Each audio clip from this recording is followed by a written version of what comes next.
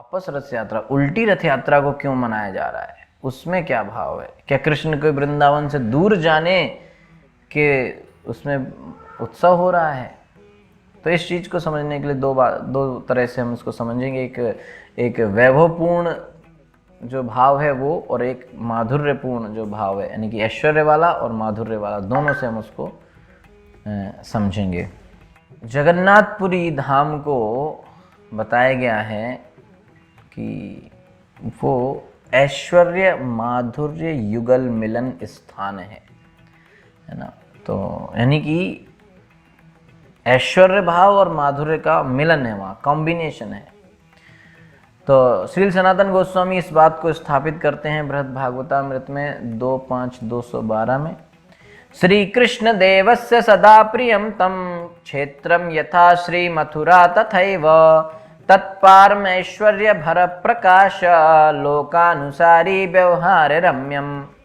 जैसे कि मथुरा वृंदावन भगवान को एटर्नली प्रिय हैं, हमेशा भगवान के प्रिय है मथुरा और वृंदावन, उसी तरीके से उनका स्वयं उनका धाम पुरुषोत्तम क्षेत्र जगन्नाथपुरी भी उनको परम प्रिय है। पुरी भगवान श्री कृष्ण का वो धाम है जहां पर ऐश्वर्य, और भगवान अपना ऐश्वर्य भी प्रदर्शित करते हैं और भक्तों के प्रति मधुरता माधुर्यता का भी प्रकाश करते हैं। तो ये सुनने वालों को सिद्धांत के रूप में समझने में थोड़ी डिफिकल्टीज, कठिनाई हो सकती है कि ऐश्वर्य का जो भाव है वैभव का और मधुरता का एक साथ कैसे आ रहा है, क्योंकि दोनों में थोड़ा अलग अलग है। जहाँ पर भगवान के ऐश्वर्य का ज्ञान होता है वहाँ पर प्रेम थोड़ा कम होता है, रति संकुचित हो जाती है कि नहीं? कृष्णदास कविराज गोस्वामी लिख रहे हैं, ऐश्वर्य ज्ञान प्राधान्य संकुचित प्रीति देखिया न माने ऐश्वर्य केवला रीति। कि जब वैभव बढ़ जाता है तो वहाँ पर प्रेम थोड़ा उतना प्रकट नहीं हो पाता है ना।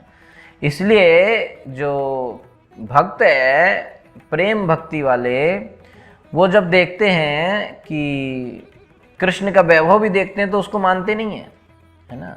उनको ज़्यादा उसमें प्रभाव नहीं लगता। जैसे कि वृंदावन के गोप सखा कृष्ण जब किसी राक्षस को मार देते हैं है ना, तो वो ज़्यादा उसमें उनको वैभव नहीं दिखता। उनको तो लगता है हमारा कन्हैया हमारा मित्र ही है, सखा ही है। उनको क्या लगता है कि कन्हैया हमारा मित्र है, सखा है। बस पूतना से बच गए, पूतना को मारा कृष्ण ने, लेकिन सब ब्रजवासी क्या बोले कि माता यशोदा के व्रत और पूजा का ये परिणाम है कि नारायण ने उनकी रक्षा करी, भगवान ने रक्षा करी है ना। माता यशोदा का भक्ति ने उनकी रक्षा करी, ये नहीं कहते यही भगवान है, ये नहीं मालूम है ना। तो तृणाव्रत उसको बोले कि ये तो अपने पाप के कारण खुद ही मर गया। तो वैभव को नहीं देखते वो, तो प्रेम इतना प्रभावशाली हो जाता है कि वैभव वहां ढक जाता है। तो फिर हम ये उल्टी रथ यात्रा को कैसे समझें, है ना। तो इसको समझने के लिए हमें पहले ये देखना पड़ेगा भगवान जगन्नाथ और लक्ष्मी जी के विवाह की जो लीला होती है वहां से हमें समझना पड़ेगा, है कि नहीं।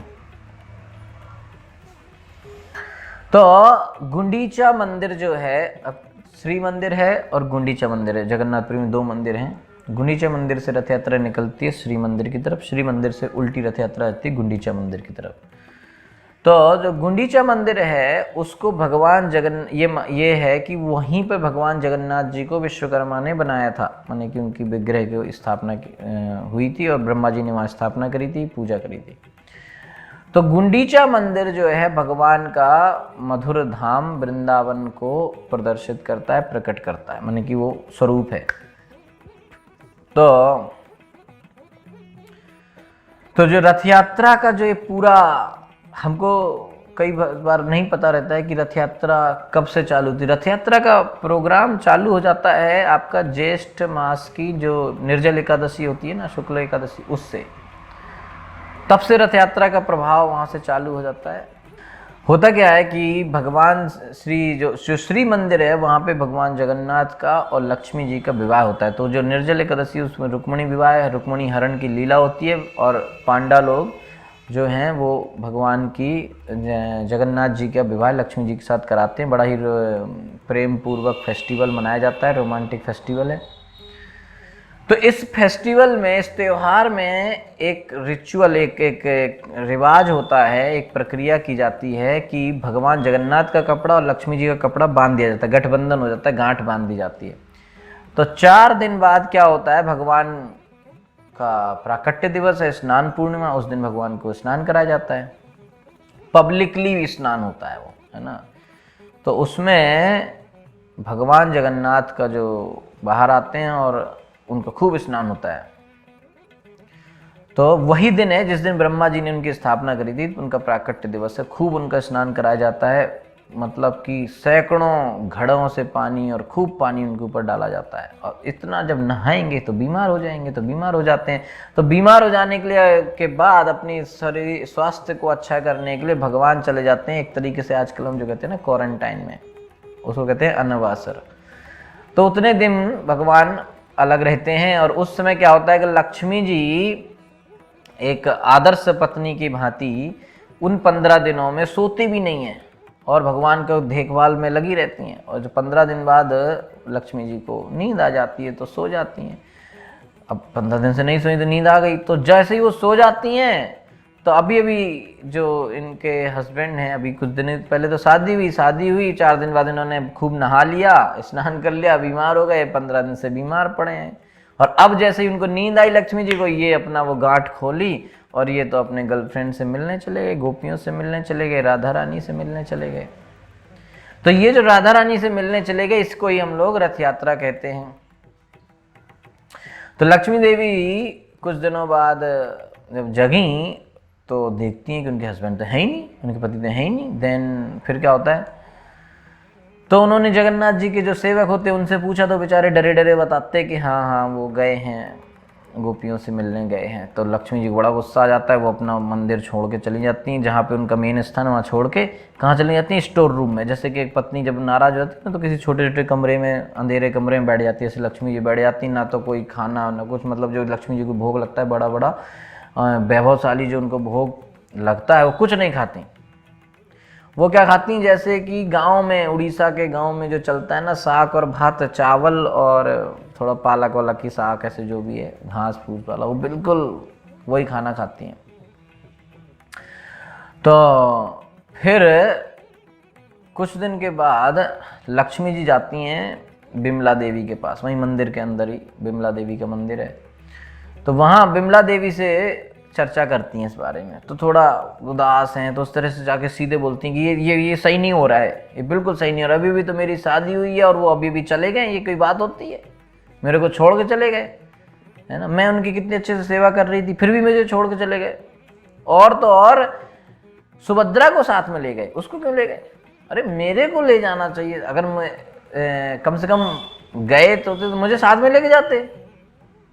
तो बिमला देवी ने भी वही औरतों वाला सारा उनको बोल दिया कि हाँ ठीक है, मैं समझती हूँ, क्या करें भाई, सब आदमी ऐसे ही होते हैं, क्या कर सकते हैं, तुम परेशान मत हो, तुम ये चूर्ण ले जाओ। एक पाउडर दे दिया उनको कि आप ये पाउडर ले जाओ और उन इससे क्या ना हस्बैंड की बुद्धि कंट्रोल में आएगी, है ना।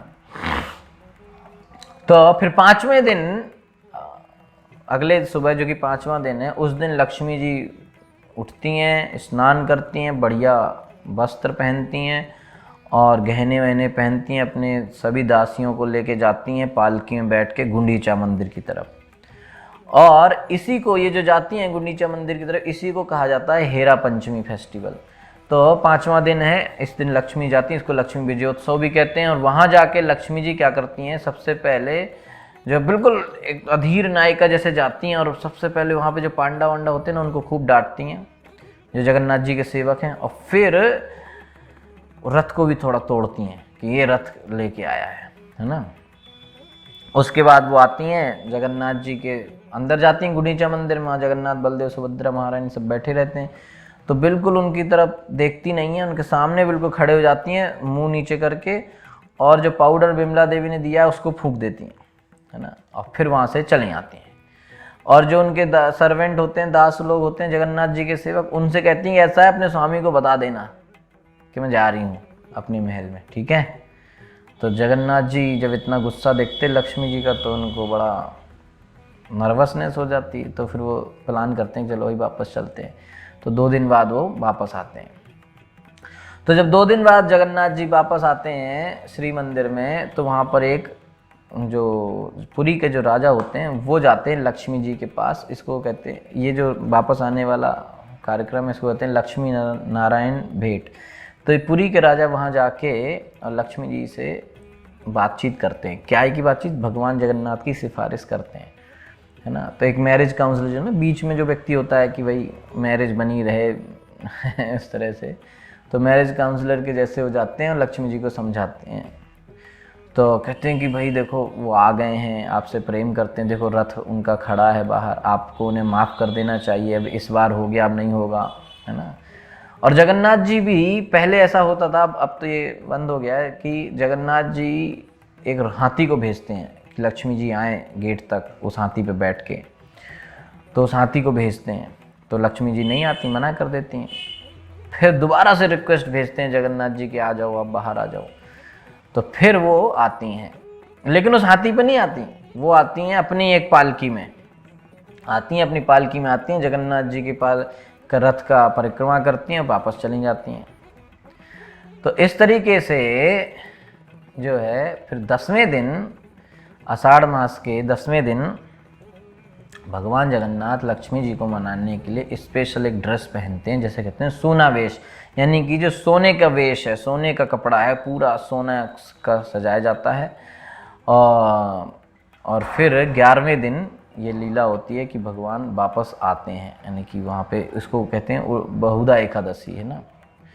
उस एकादशी वाले दिन ऐसा होता है, भगवान जगन्नाथ श्री मंदिर में वापस जाएंगे।